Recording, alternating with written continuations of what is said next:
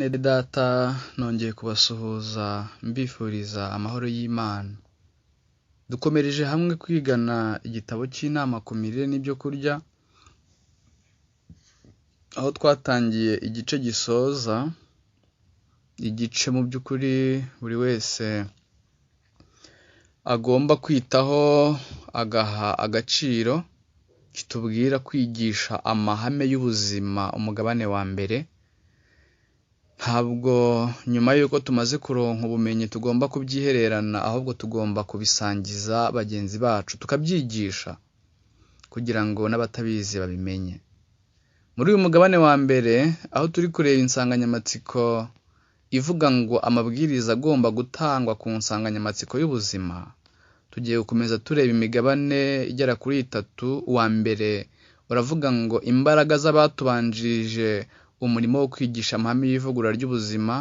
Iya kabiri mu materaniro makuru n'urugo ku rugo. Iya gatatu iravuga ngo gushinga ihema ryigishirizwamo iby'ubuvuzi mu materaniro makuru. Ngira ngo ibi mujya mubibona ku matorero y'Abadiventisite umunsi wa 7 iyo turi mu gihe cy'amateraniro makuru, camp meetings.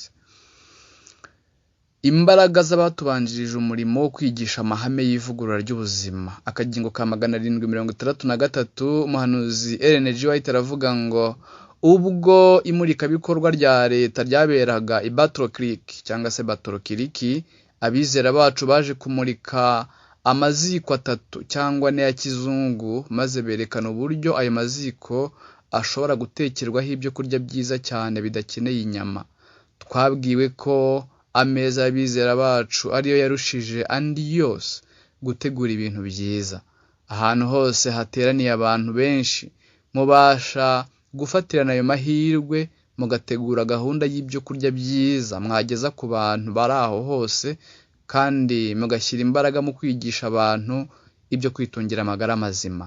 Uwiteka yaduhaye kugirira umugisha ku bantu, kandi dufite amahirwe atangaje yo kwerekana ibintu byose bishoboka cyangwa se bishobora hakurikijwe amahame y'ubuzima mu by'ubuzima, kugira ngo tugarurire icyizere imibereho y'abantu batagifite ibyiringiro. Mu materaniro makuru n'urugo ku rugo tugomba kurushaho gushyira umwete mwinshi mu kwigisha abantu kuri kwivugurura ry'ubuzima. Muri buri materaniro makuru abayobozi bagomba gushyira imbaraga mu kwigisha abantu uburyo bagomba gutegura imirire yuzuye kandi iryoheye abantu, igizwe n'ibinyampeke, imbuto, ibinyamisogwe n'imboga. Ahantu hose hafunguwe inteko cyangwa amashami y'itorero, abizera bagomba kwigishwa ukuri, bakigishwa ubumenyi bubafasha gutegura indyo yuzuye kandi ituma bagira amagara mazima. Hakwiriye gutorwa abakozi bashoboye kugenda urugo ku rugo bigisha inyigisho zo kwitungira amagara mazima. Ingingo dusoreza iravuga ngo gushinga ihema ryigishirizwamo iby'ubuvuzi mu materaniro makuru.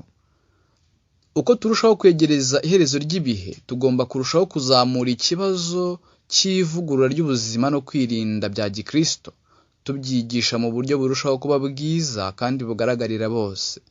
Tugomba kurushaho kwigisha abantu tudakoresha amagambo gusa, tunabibagaragariza no mu bikorwa. Vuga numve hamwe na kora ndebe bifatanyiriza hamwe kwerekana imbaraga ikomeye. Amen. Mu gihe cy'amateraniro makuru abantu bagomba kwigishwa ibyigisho by'ubuzima. Mu materaniro twagiriye muri Australia, buri munsi twigishaga ibyigisho by'ubuzima. Uyu ni Ellen G. White bivuga, maze ukabona abantu barabikunze cyane. Hashinzwe ihema ryakoreragamo abaganga n'abaforomo, bagaha abantu inama z'ubuvuzi, kandi benshi cyane bakabyitabira. Abantu ibihumbi bakurikiranaga inyigisho, maze ku iherezo ry'amateraniro makuru abantu bakumva nta kintu na kimwe cyabacika mu byo bigishijwe batagishyize mu bikorwa. Mu mijyi myinshi rero aho amateraniro makuru yabereye, abantu bamwe mu bavuga rikijyana basabye bakomeje ko hashingwa amashami y'amavuriro, basezerana ko bazayashyigikira. Mbega umurimo utangaje! Reka uyu munsi dusubikire ahangaha maze tubifurize gushyira mu bikorwa ibyo mwiga kandi mubisangize bagenzi banyu mu izina rya Yesu. Amen.